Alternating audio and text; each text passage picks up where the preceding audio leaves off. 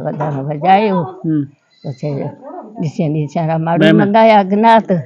નિયાણે સિયાણે મંગાય નીતરિયા આય વિહારી કને એડો પાડો ઈયો કોયો પાડો વધાણો કી હતો हाँ भगुर के बदाणो करो तो भगुर वधाण जो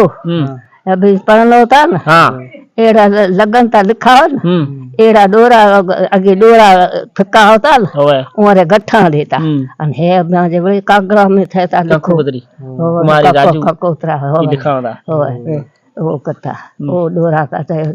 जाए गनात गड़ो नियाणी सियाणी ना जाए दिया था कुलान मंगाता हो मंगा था कुलान मंगाया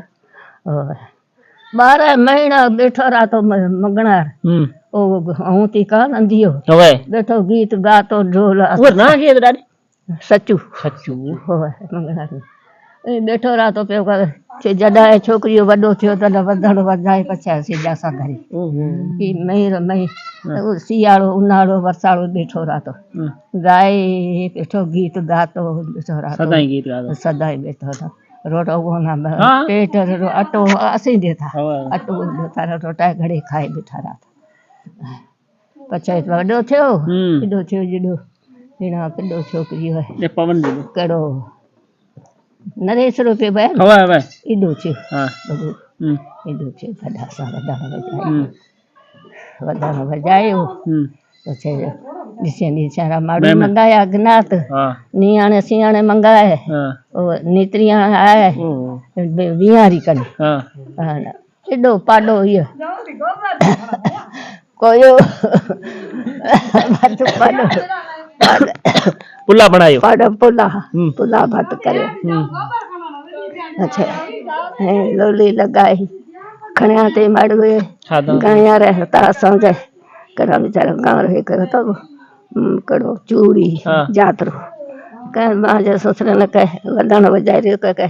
तू पूरे पढ़ियो असी को पूरे पढ़ाई अच्छा गांव गाया रे ग्वार चरते ओ परा धोए न ओ ठाया थी भत मारू तदा मारू रुगो खणता ले जाता अच्छा बाबा ई बिहारी कने करे अच्छा बिछाए कड़ी कुर्सी ले आया कुर्सी असांजे आप हती खतरा दूम गिरधारी ने उतो होता गिरधारी पाकिस्तान सा पां भेड़वा पछे मां ससुर गिरधारी मां थी न मां ससुर ने भाई करियो तो उवे लांगे से बेचारा आया था 3-4 घणा भाई था एक पेड़ियो ना तो एक गिरधारी बीजा वडारो तमना ना पता है अच्छा गच था था अच्छा ब रहा था रावछर में उठो घरता खट्टा बीजे कुर्से को जेके दर घर घरता बेचारा उठो था अच्छा वो कुर्सी मथे मां बाने दे आया गबिया छोकरी रे भगु रे